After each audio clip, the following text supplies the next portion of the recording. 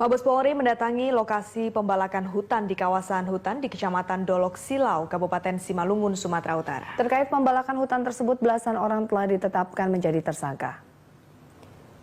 Direktur Tindak Pidana Tertentu Mabes Polri, Brigjen Yazid Fanani, bersama tim Mabes Polri tiba di lokasi perambahan hutan lindung yang diduga turut melibatkan pejabat Pemkab dan kepala daerah setempat.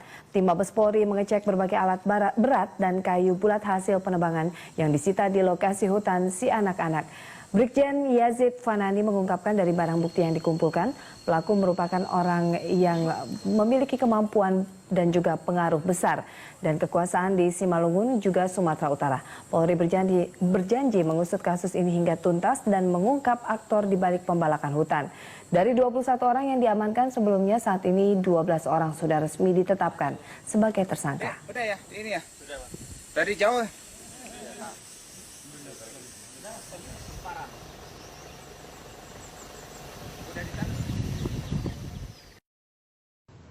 Mabes Polri mendatangi